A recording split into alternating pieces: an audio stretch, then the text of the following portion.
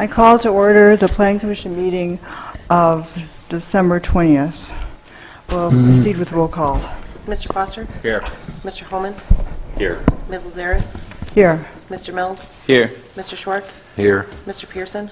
Here. And Mr. Mason previously informed me that he would not be available for this evening's meeting. Aye, thank you.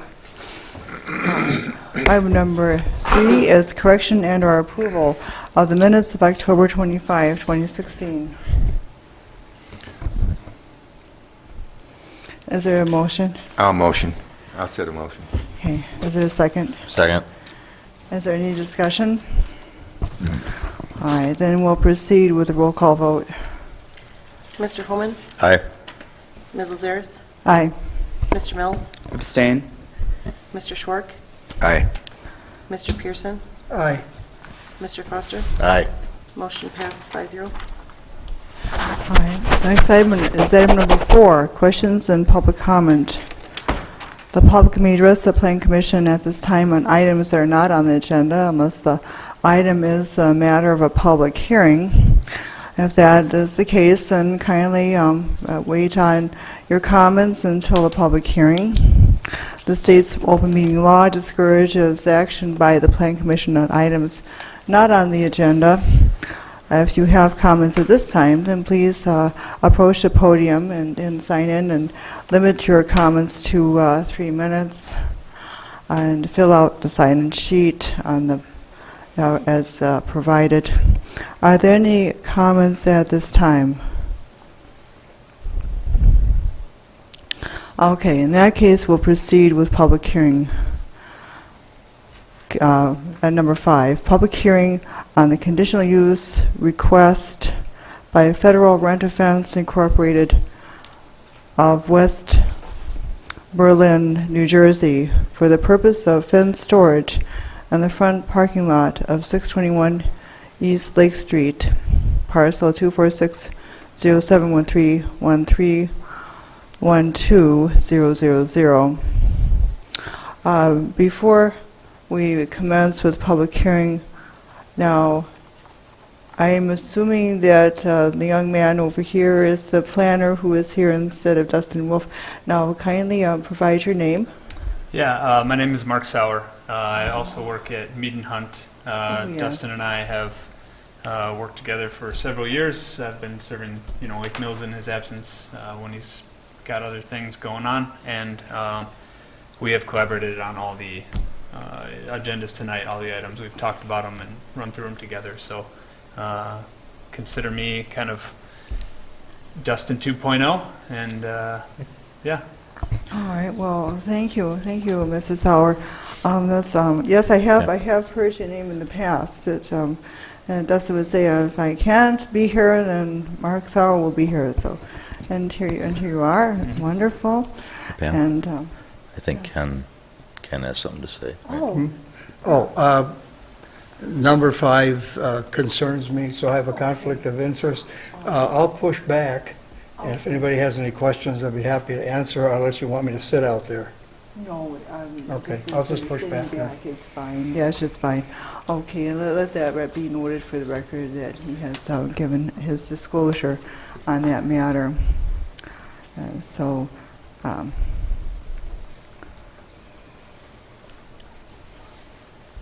All right. Okay. All right.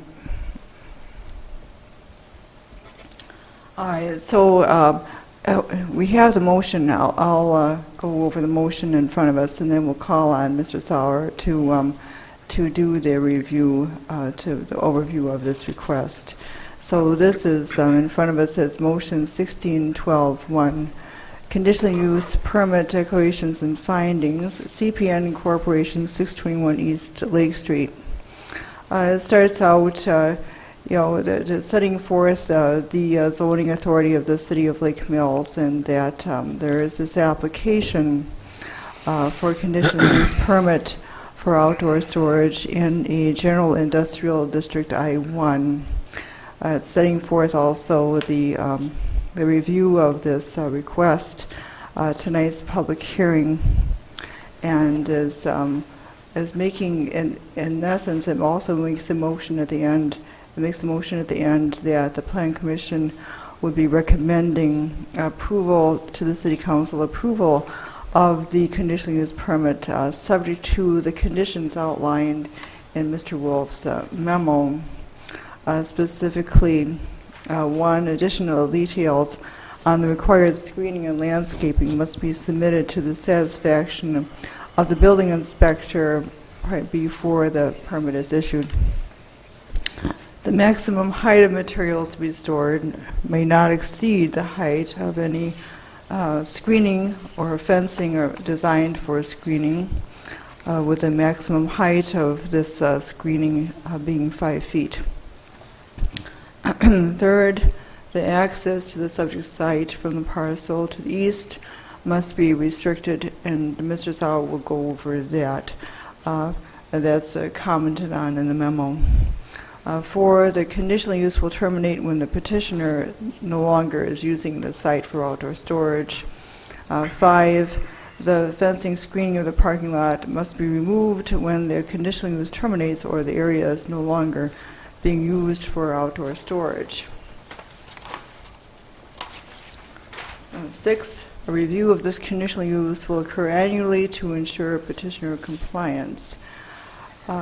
In this motion, the Plan Commission would be confirming the following findings of fact. The use would not be a detriment to or endanger the public health, safety, morals, comfort, or general welfare. The use would not be injurious to the use and enjoyment of other property in the immediate vicinity, or substantially diminish and impair property values within the neighborhood. 3, the use would not impede normal and orderly development and improvement of surrounding property. 4, adequate utilities, roads, drainage, and such would be provided, or in this case exist. 5, adequate measures will be taken to provide ingress and egress so designed as to minimize traffic congestion in the public street. 6, the use shall conform to applicable regulations of the district in which it is located.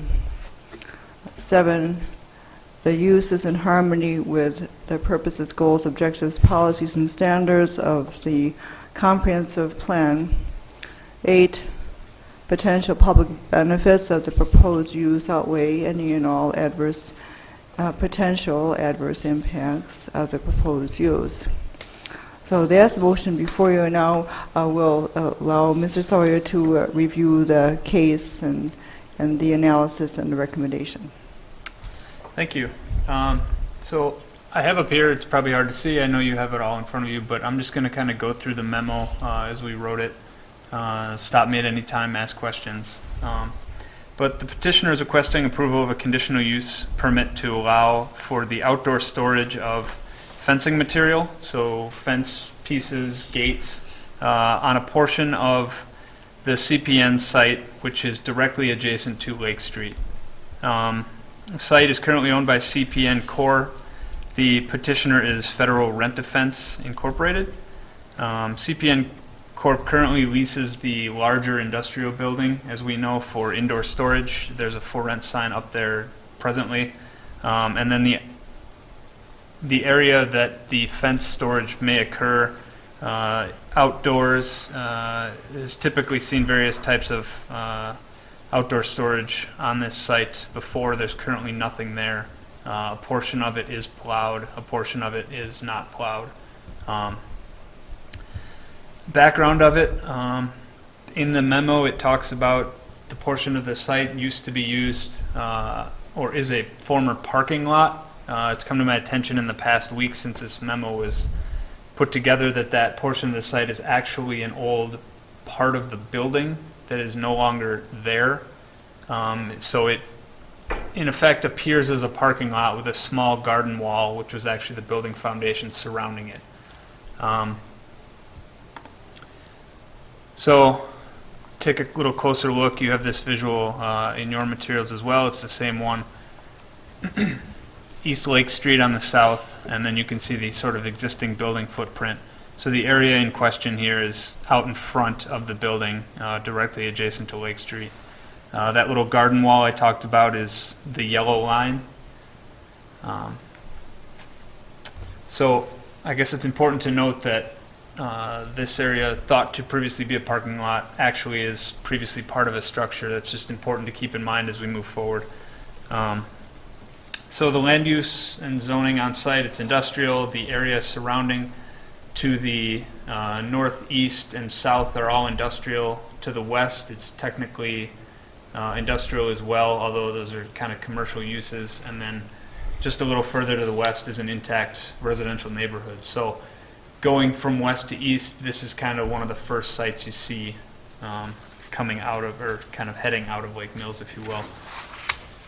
So general evaluation, what do the plans say? The comprehensive plan recommends that outdoor storage on industrial properties is allowable, but it just needs sufficient screening as to not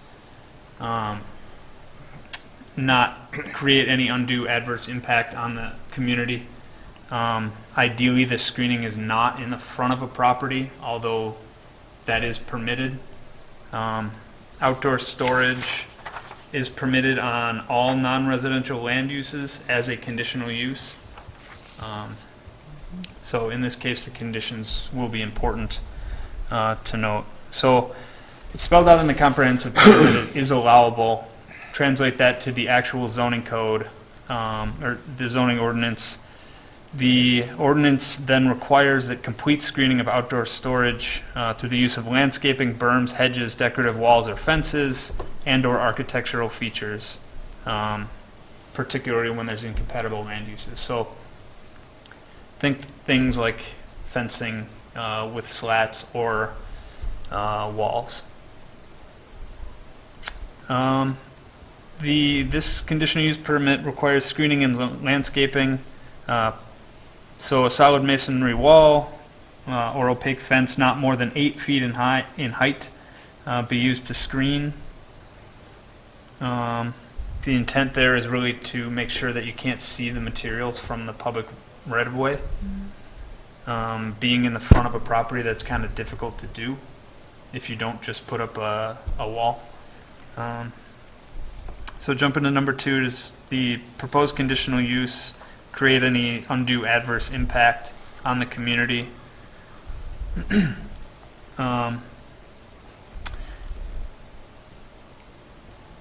Generally, let's see where to go. It's generally not expected to result in substantial or undue adverse impact on the property or the area, but it has the potential to kind of change the character of the neighborhood because the storage would be out front.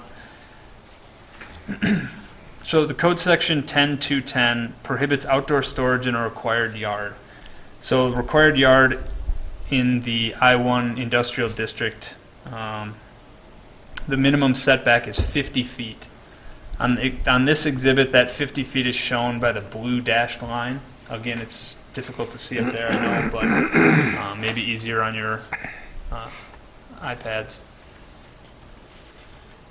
So from the right-of-way, that 50-foot area, you can start to see where the garden wall appears compared to that 50-foot area. So there's kind of a no man's land where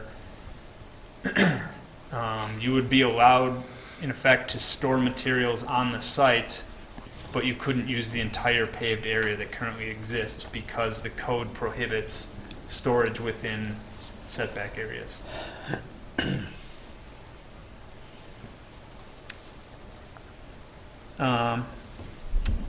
To date, we have not received any materials on proposed screening or landscaping.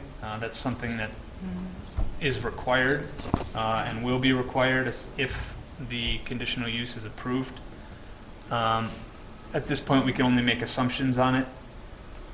That said, in the memo, we did make the assumption that because the garden wall is there, it's likely that any sort of screening would kind of happen at or in front of that garden wall. If that's the case, then you're looking at a maximum 8-foot wall, 10 feet from the public right-of-way at its closest point. For comparison, the property to the south, the building itself is about 25 feet off the right-of-way. So you're getting very close to the right-of-way there. And then you have to add in landscaping in front of that. There is one mature tree on the southwest corner of the site and some landscaping kind of in front of it. And that landscaping does provide some pretty good screening, I would say.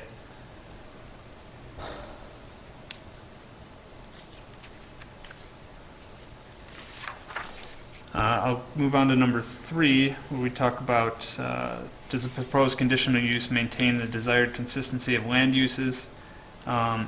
Yes, it does, but with a caveat. The proposed conditional use for storage is compatible with the surrounding land uses and intensity of adjacent uses. However, there are better places on the site for the outdoor storage than the proposed location. Basically, the proposed location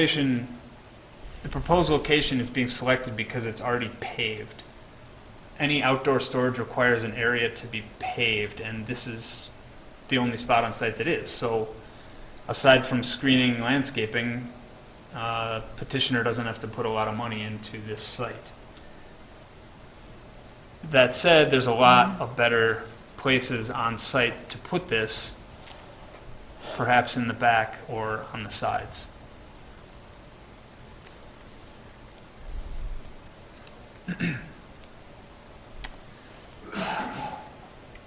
So, again, going back to the idea that, this appears as a paved parking lot, it's actually a building foundation. It would be permissible to, through conditions, allow the outdoor storage of use, but this is allowing outdoor storage in an area that wasn't intended for outdoor storage. So we're basically, we're doing exactly, I guess, as is allowed by the code, is placing restrictive conditions on the petitioner, some may seem severe, in order to allow something to happen that wasn't necessarily designed for that. You can see again here the paved area, specifically on the east side.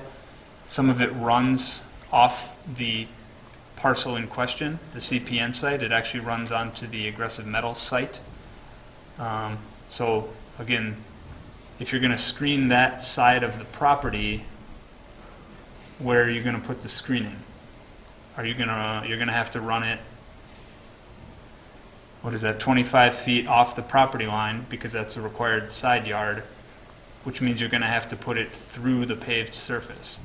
So these are the types of details we're going to need to see, and then include landscaping, because we can't be screening on somebody else's property in order to meet these the code requirements.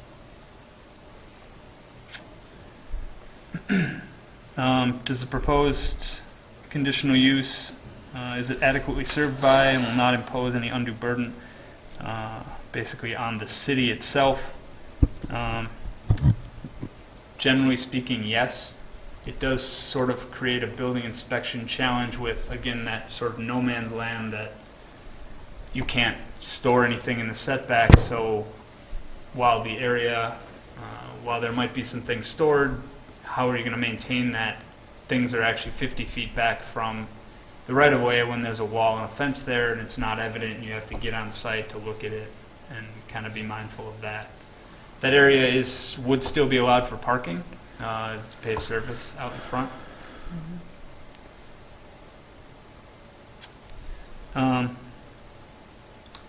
To touch on the aggressive metals site again, currently you can see from here that the driveway to aggressive metals spurs off and enters the CPN site, call it 200 feet back from the property line. If you go out there now, there's a metal barrier there, but it is open. There is no fence, so somebody could simply remove the barrier and go through that area. Staff would like to see that area closed off. Again, the barrier is on the aggressive metals site, so if you're going to close that off, it would need to be on the CPN site itself. On the west side, There is no gate on the access. It's open. You can kind of drive in there if you please. Assuming somebody doesn't want their items stolen, that area may need a fence, may need a gate. If that's the primary access, again, details we don't have at this time that we would be requesting. Any questions right now? Otherwise, I can keep going. Yes, I have a question. Sure. What percentage of the area to be used for outdoor storage would actually be utilized for outdoor storage? I guess that we weren't given in the application. We can assume all of it. Also, if Case. a screen were to be erected at that dashed blue line, how would you implement a softscape screening in front of that without removing the concrete? In which case, wouldn't that be an expense that would possibly offset the expense of building an appropriate outdoor storage area that would fit within the designated areas? Yeah, that's kind of the same question we had. Certainly it can be done. Again, that's what we'd like to see. Those materials have yet to be provided. I can explain it if you wish. When we talked to Yes, Steve he about should. doing this, and he said we have to come before the commission, it was already recommended that we put a fence up. And the fence people said, we will put whatever height you want and put the slats in, whatever color you want, and that'll be done right away. They don't need the whole place. It'll be part of it. The reason we want to use that section is to get the vehicles inside the building for the winter. And there's an overhead door right on the left side of it would be the northwest corner where the red line goes around, a massive red line shows the building. There's an overhead door right there, and they would put their vehicles inside there, right in there. So it would be easy for them to get in and out, and we also said we would gate it so that it would be locked up. They don't want things walking away either. This would be for a 2-year period. They're in town already, but they're in mud. And this is all paved, it would make it so much easier. So to answer part of your question as well, at least for the front, And the front of setback. the garden wall, as you call it, that's landscape, that has bushes and stuff there, and we maintain that. Mhm. The grass is mowed, the bushes are trimmed at least once a year. And if you want the 50-foot setback, we just put the fence anchored right to the concrete. And when they leave, it'll leave. So yeah, to answer that question, you could put the fence up, call it on the wall or at the wall if you wanted to, and then landscape in front of that. The landscaping in the front setback is really to soften the fact that there's going to be a potentially Fencing on the wall would be 8-foot a tall. short fence, 4 foot on top of the 4-foot wall would be the most aesthetic. And then line the fence with the strips, whatever color you would want. I think he had 6 colors you could choose from. So, yeah, there's multiple ways you can do it. On the east side, west side, it may be on cement, but you could, if you did put it where the wall is, then that creates the sort of city issue of, well, you can't store anything between, if the fence is at 10 feet off the property line, setback is required at 50 feet. Now you have 40 feet that you can't store anything in. That becomes a challenge to monitor from the city's perspective. So kind of to directly answer your question. But again, it's evident we don't have the We can keep that Quite enough clean, that info. would be no problem. Okay. And Plan Commissioners, Mr. Sawyer, I think at this point, I'd like to, we're still in public hearing, so I'd like to open it to public hearing and see if there are any comments during this public hearing. Are there any comments regarding this conditional use request? And then, sorry, then as you approach, then give your name and address for the record. Yes, ma'am. I'm Dan Drescher. I'm an attorney in town. I have happened to represent Mr. Pearson in the past, and if I were on the Plan Commission, I would certainly support the conditional use permit that's been requested. Thank you. Okay. All right, thank you, Mr. Drescher. All right. Are there any further comments regarding this conditional use request by Federal Rent Offense? Okay, in that case, I'll close the public hearing, and we go on to item number 6, which is discussion recommendation on conditional use request, Federal Rent Offense of West Berlin, New Jersey, for the purpose of fence storage in the front parking lot of 621 East Lake Street, parcel 2460713131200. So now we're in discussion recommendation. I think, plan commissioners, Mr. Sawyer, I'm hearing a lot of speculation about the intent or what might happen with the screening, and I think that these details will be worked out, and that should be adequately handled by the staff recommendation for details on the required screening and landscaping. And I think that as the proposal comes forward and has the details that are necessary for an appropriate site plan, then you'll see that. So I think right now I'm hearing a lot of people talking about what could happen or might happen, and we'll see what is planned, or more to the point, the staff will see what is planned, and that would be fine, I think. Plan commissioners, staff, do you have any other comments concerning this request? If we do push this forward to the council with the conditions, who is the ultimate approving authority of what is good screening and what isn't good screening? Who makes that decision that says, okay, this is good enough? I believe it said it was the building inspector. Is it? Well, it's based on the provisions that the Plan Commission provided in the ordinance. Yeah, And but we've we tra- aren't telling them anything. we- We're just telling them they have to have some screening, but we're not telling them what it has to look like. well, 60 I, colors. Materials. no, I think that's in I the, think that's all in Who the, is the ultimate authority? That's in the zoning ordinance. It's outlined in the clear. ordinance, it's touched on in the memo with specific code sections, and we've also worked, we can work with the petitioner directly. No, and I've read it all. I've read all that. Who is the person that makes the decision? Who makes that decision? Says this is good enough? I mean, it should be a simple Ultimately- question, right? Ultimately, it will need to be decided before a permit is issued, so Right, but by who? who's issuing the permit would be Greg Knoll, I believe. Greg Knoll, as the building inspector, does issue the conditional use permits, but generally, the site plan that's submitted with it gets looked at by the city manager, who's also the zoning administrator, and under the new code, and also the planner, which would be Dustin Wolf.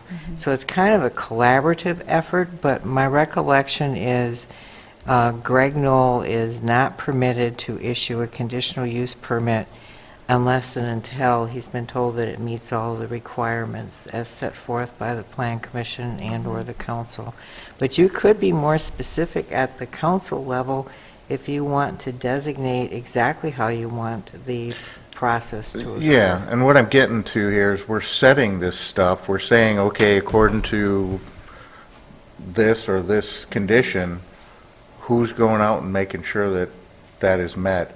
We haven't seen a site plan, so we're giving them the green light to say we're going to push this forward to the council for a conditional use, and we've never even seen a site plan. I know, I mean, but, we see a picture, but we don't know what the screening's going to look I'd like I to know what see a you're- screening I- detail Oh, that but years shows ag- materials, heights, and specifications for, like, softscape.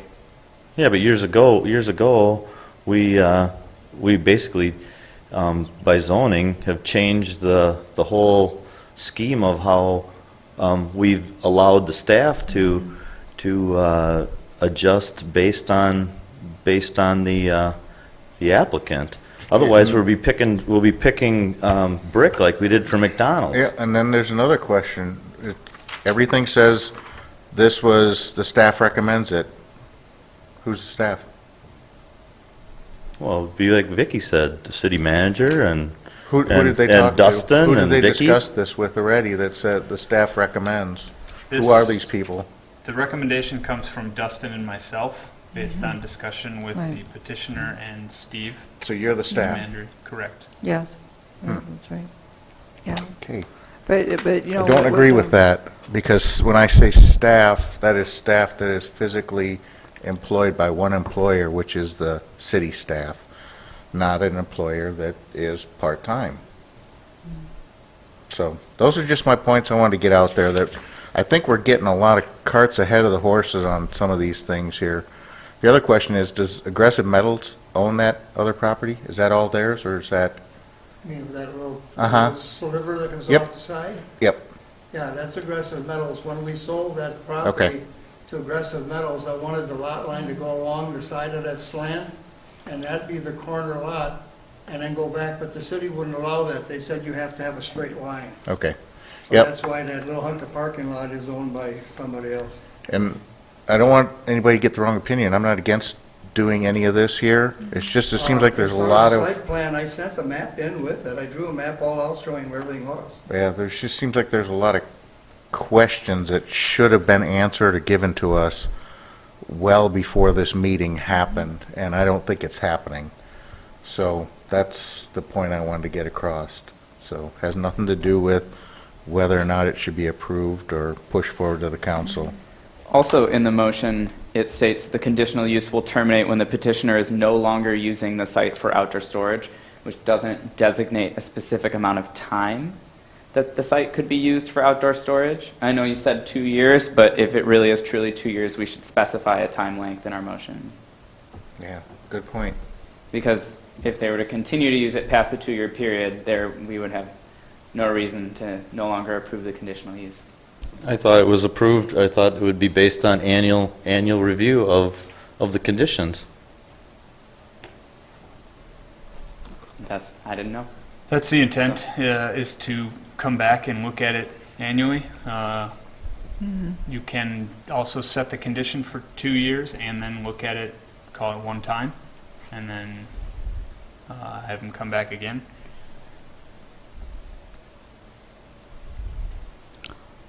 I don't know, I look at this whole thing totally different. If you go back and you look at the history of this property, when it was owned by APV Crepaco, it employed hundreds of people, provided thousands of tax dollars, and then they moved, vacated the premises, the new party bought it. It's not only become changed, but changed for the better. It was actually part of the City of Lake Mills incubator, which we don't have.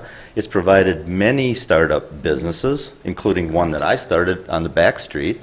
There's mini warehouses on one corner. The daycare was sold off the property, and now Aggressive Metals. And not so long ago, this summer, We Energies was in that entire front parking lot with a mobile office right up against the wall and 12-foot tall line trucks, and that just seems to be an accepted thing because everybody that drives by understands the fact that we need to have We Energies or the lights wouldn't be on. So, and now this is a clear example of the reasons why I fought so hard for the ordinances that we provided. Now we're literally fencing. So it's just, we're screening. And now it was stated that it's not really paved, it's part of the existing floor of the old business. I don't know, it's like with the perimeter boundaries and the businesses in this area, I think it's a perfect place for it, especially if we're having an annual review of the conditional use. It's like we go on and on, meeting after meeting, about the negative part of actually somebody using, land uses. And frankly, I just think it's appalling that this has any kind of negative impact on anyone. Yeah. I agree Considering with you. what I just said in the last however many minutes, so. Yeah, I don't I know. agree with you.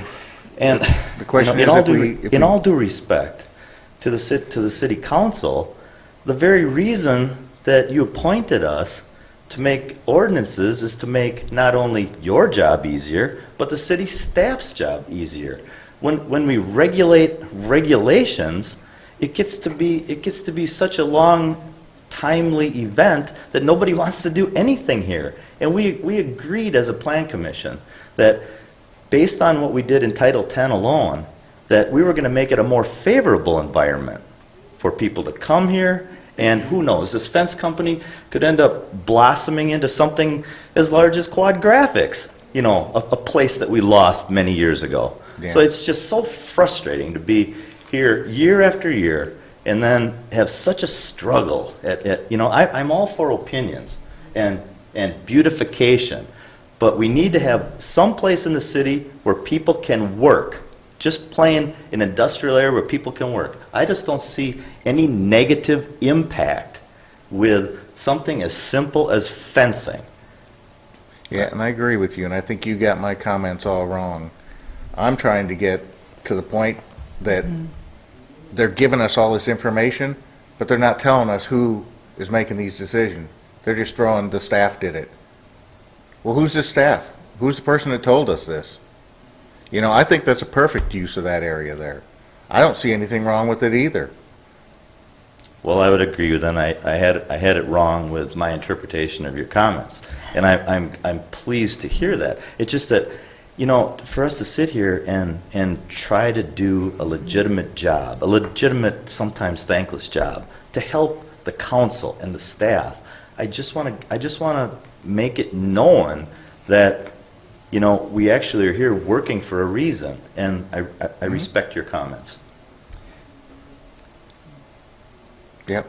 So, some of the other things I thought of while we were talking about this is, you know, what if we don't approve something like this? You know, is that business going to leave?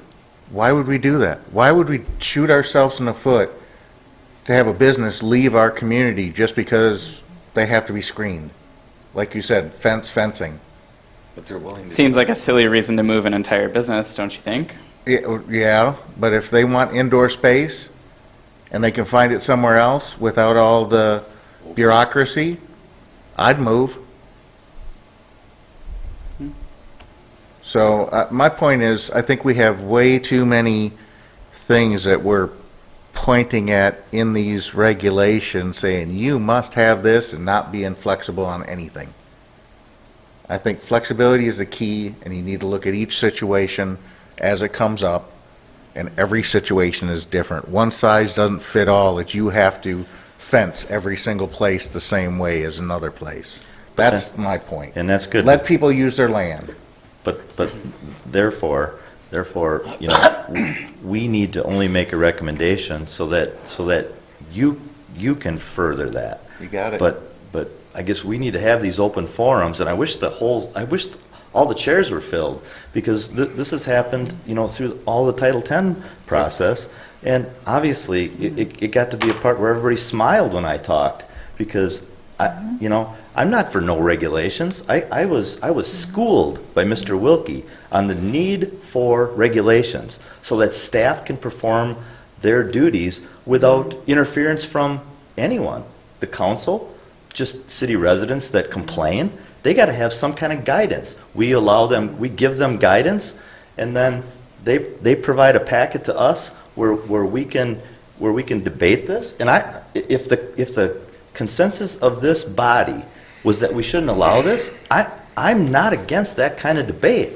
All I'm trying to send as a message here is we just need to discuss what we actually made as ordinance. And it's restrictive. We fought against it, but we have it, and the staff does have stuff to go by, and ultimately at the council, when it comes to approval or disapproval, you can make additional concessions, but this is as much as we can do.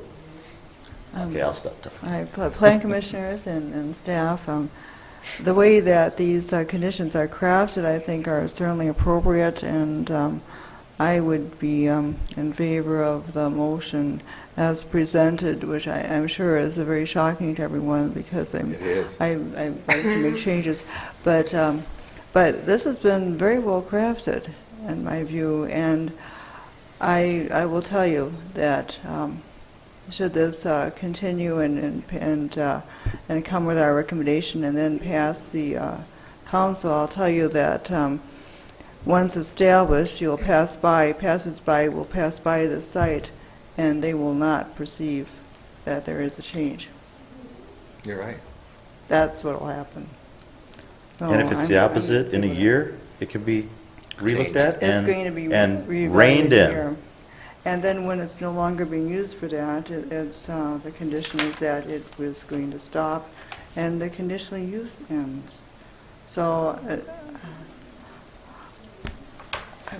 Nothing wrong. is that, Can I make a motion are here? you, Mr. Sawyer, responsible for the way this is crafted? Correct. That's Dustin very and myself. good. Yep. That's very good. Very good. That's nice.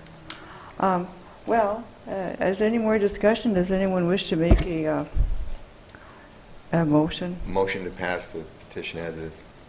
It's been moved to pass it as is. Is there a second concerning this motion? I'll second it. It's been moved and seconded. Is there further discussion? No one has spoken. In that case, I will proceed with the roll call vote. Ms. Lazarus, Aye. Mr. Mills, Nay. Mr. Schwark, Aye. Mr. Foster, Aye. Mr. Homan. Aye. Motion passes 4-1. All right, thank you. Item number 7 is public hearing, ordinance amendment to Title 10 zoning, Section 10.314, land use and regulations and matrix of land uses.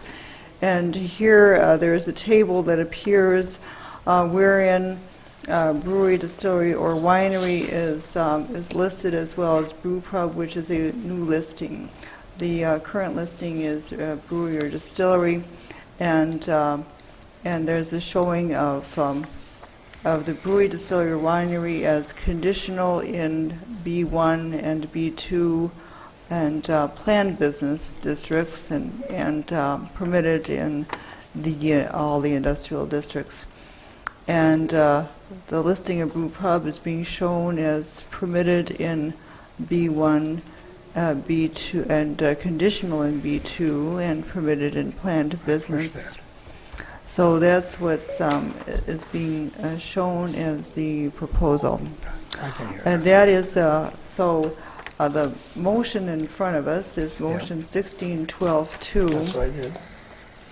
Recommendation to council, zoning ordinance amendment, matrix of land uses, brew pub brewery. This motion sets forth the authority for zoning. The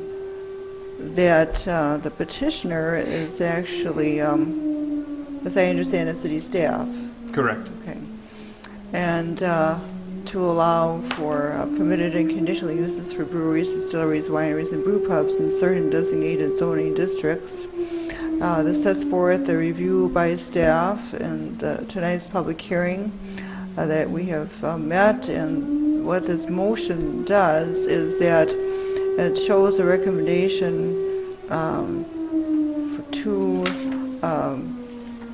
it shows the Plan Commission recommending that the council amend the zoning matrix of land uses to set it forth as I have described for different levels of conditional and permitted in the business and industrial districts, and that we recommend that the council amend the zoning matrix to add brew pub as a conditional use in B2 and a brew pub as permitted use in B1 and planned business. So that is the motion in front of you, and of course on the back of, or rather not the back, but on the second page, then you can see the difference in red on the second page.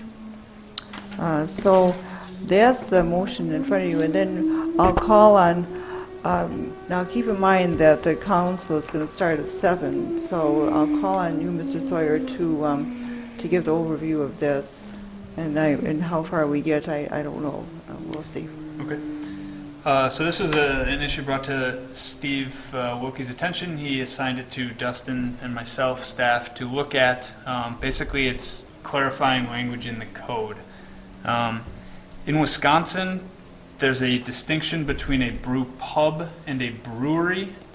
The code currently, if you look at Title 10, I think it's 10.314, the table of uses specify permitted conditional per use. Currently, brewery and distillery are listed, but winery and brew pub are not.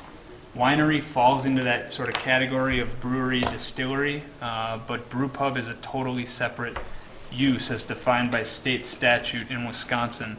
So in Wisconsin, to be a brew pub, all of the following must be true. Not more than 10,000 barrels of fermented malt beverages, aka beer, are manufactured in a calendar year, so smaller scale.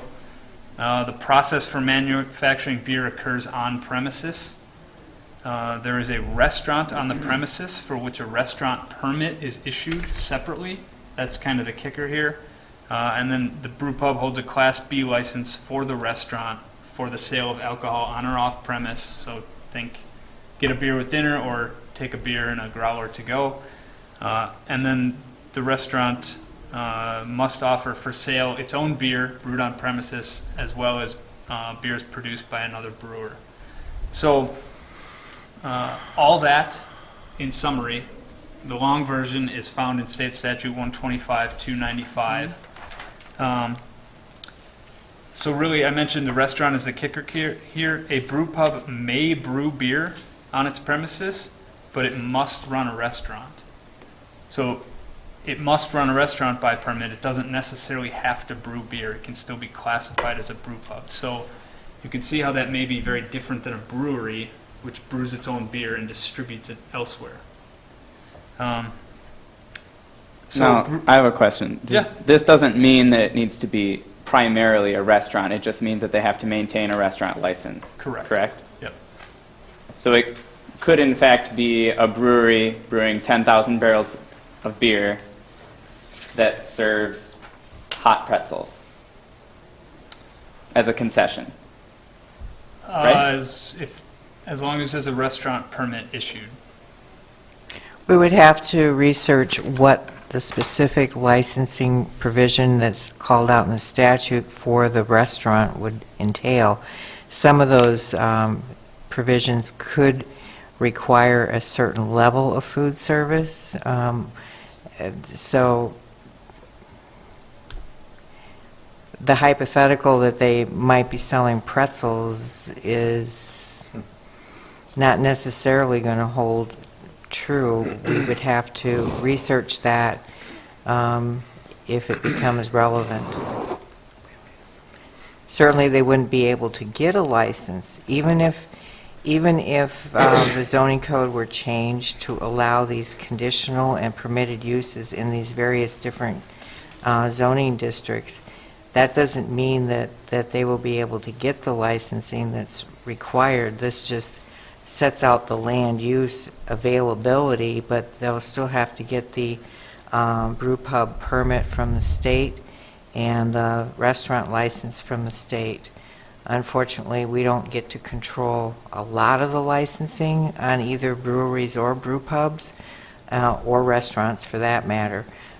So some of that is out of our hands. The Class B license that's mentioned for the brew pub, however, that is licensed by the city. So it's a conglomeration of quite a few levels of licenses. Okay, thank you. So generally speaking, staff is proposing to change the ordinance as you see there to add brew pub as a distinct use, permitting it by right in B1 and planned business, and then conditional in B2. The reasoning for that,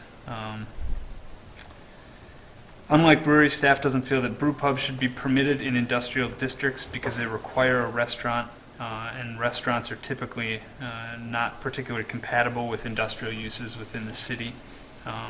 Brew pub is proposed as conditional within B2, which is neighborhood business, as those types of businesses are typically located within or adjacent to residential areas.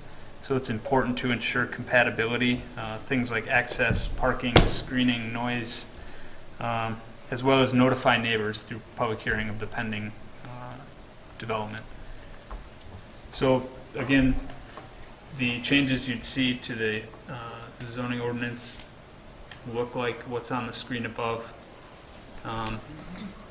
Winery would be added to brewery and distillery. Add that in there. So, I guess staff is requesting Plan Commission recommend approval to City Council. All right, thank you, Mr. Sawyer. We are still in public hearing, and I would like to close the meeting in about 5 minutes to allow the council to start at 7 o'clock. But we are in public hearing, so I will open it to testimony on this matter, and anyone who wishes to speak on this matter may approach and speak concerning the request to make these changes. Hello again, I'll be brief. I'm Attorney Dan Drescher. I'm here on Tyranina Brewery business. First off, I appreciate the comments that were made before regarding kind of rushing ordinances through or approvals through without due reflection or due process. I don't think that you necessarily have enough information before you to make the decision that you're asked to make today.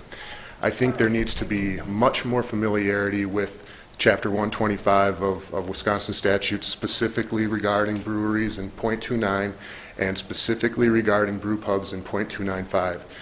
There are distinctions between the two, specifically the restaurant license and a cap on the amount of fermented beverage that can be produced by a brew pub on an annual basis.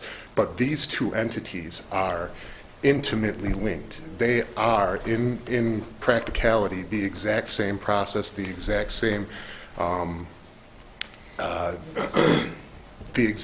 entity. I mean, they both brew beer. They 10,000 a 10,000 cap on a brew pub is huge. I'm not sure that we really conceptually get that at this point. There's a number of brew, like the Great Dane, okay, they have 6 locations throughout the state of Wisconsin. They are limited to a cap of 10,000 barrels per year. Can you imagine a 10,000 barrel per year facility being in your planned 1 business district with a permitted use? With a conditional use upon review by everyone, put a brewery there. That's not a bad idea. But pushing them through as a permitted use in every business district, that seems to be a little bit overly aggressive, and I don't know that it's in line with what Lake Mills has fundamentally done in the past. It's certainly not in line with the agreements that Tyranina Brewing has made with the city in the past, and they've been relegated to industrial zoned areas. The distinction being brewery versus brew pub, which is merely a state license. So in essence, based on a state license, you're economically disenfranchising one entity by relegating them to industrial area where your local zoning laws limit the size of a restaurant that they can have in that industrial area in the brewery versus a brew pub that has carte blanche to do whatever they want in Business 1. This is a huge distinction, and I tread very lightly there.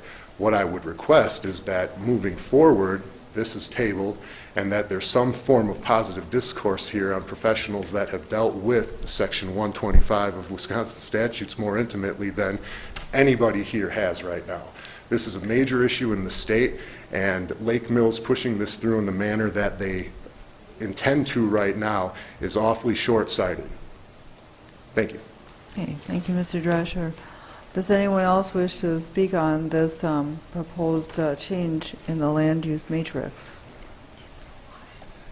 Hi, Rob Larson with the Tyranina Brewing Company at 1025 Owen Street. I understand that there is a new brewery coming to town. I spoke with communicated with the gentleman today and briefly discussed this. The issues that I have with this, I have no issue with conditional use for a brewery, distillery, winery being conditional use in B1 or B2 or planned business. That's completely fine. If there's a rush to get this through so this person can start business, I think that's perfectly appropriate. The brew pub provision, however, as Dan said, is fraught with issues, and I think that should be struck from what you're considering today if you are going to consider it today.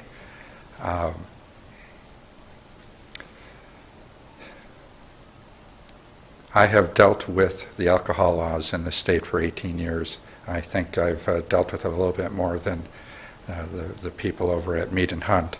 And so I would like to offer myself as a resource on really the implications of how actual businesses operate within these or may operate within the state regulations.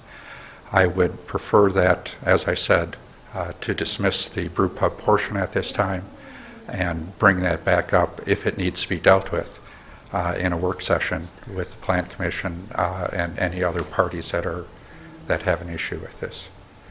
I am available to answer any questions if time remains. Thank you. All right, thank you, Mr. Larson. Does anyone else wish to speak in this public hearing? All right, in that case, I'll close the public hearing on this matter.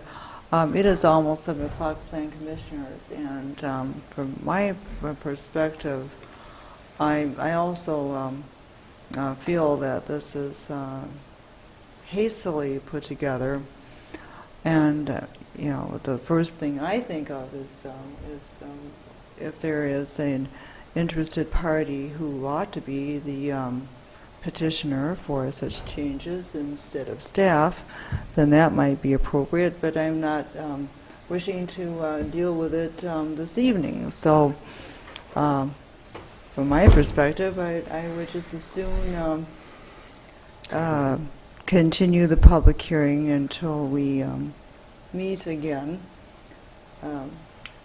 And so if that's agreeable, then I would look for a motion of such and allow us to conclude our meeting. What were we looking for a motion? Basically to, table it, continue correct? the public hearing. Table the public hearing? I'm thinking the proper term is continue it. Continuation. Yeah, it would probably be best to have it be a motion to continue the public hearing until your next regular scheduled meeting. That doesn't mean that people can continue to testify as they see you on the street to talk about it one way or another. You know, the public hearing, though, would then continue on at the next meeting. Somebody would have to look to see if it needs to be renoticed as a public hearing. Possibly not, because by continuing it, notice should already be part of the process because it's already been noticed for tonight. I'll take a look at that. All right. All right. I just have one question. Yeah. And then in addition to that, could we get a little more on the state statute? I totally got a little lost there with what Dan said about the statute and how it might affect our decision. Or I just missed something. I don't know. Yeah, this is what I was really trying to bring up from the last public hearing. Another thing, we're just pushing it through, and we don't know why we're doing this. So Yeah, I'm kind of wondering, what's the trigger mechanism that all of a sudden this pops up out of the blue? Is if there's somebody behind this that wants to get a permit or whatever and get this changed, I'd like to know who that person is and where they plan on putting their establishment. At this point, we're only talking about a zoning classification in specific districts. There is no requirement to come forward and say who you are or where you want to locate. Now, when they want to get a conditional use, obviously that would have to be disclosed. Permitted use, not really. You walk in and you get your permit. So that's a pretty fundamental difference between a conditional and a permitted use. It's a use permitted by right if it's a permitted use. I think leaving it open to a permitted use is far too risky for us to push through today. I agree. I agree. So I'd like to move to continue the public hearing until our next meeting. I'll second it. It's been moved and seconded. Is there further discussion? Although, in that case, we'll take a roll call vote on this motion. Mr. Mills? Aye. Mr. Schwark? Aye. Mr. Pearson? Aye. Mr. Foster? Aye. Mr. Holman? Aye. Ms. Lazarus? Aye. Motion passed 6-0. Okay. Our next item is at number 9, recommendations for future agendas. We almost have done that now. Is there anything further? I will be happy to research the distinction in terms of tabling versus continuing it, whether we have to have public notice. And that would probably be the last thing I'll be doing for the Plan Commission, because this is my last Plan Commission meeting, but I will do that so that it's in your packet for next time. All right, thank you. What about the work session that was proposed by our speaker tonight? A work session would have to be called by your chair. So if Ms. Lazarus wants to call a work session, it can happen. As simple as that. All right. Yeah, and I'm up for a work session if, I am as well. Okay. All right. All right, that sounds good, and we'll consider that. Okay. I like the idea of work session, but now that we've continued the public hearing, then I just have to kind of sort through all that. But yes, I do like the work session. All right. Before adjournment, I wanted to recognize the service of City Attorney Vicki Schmidt after so many years and following a legacy of her father as well.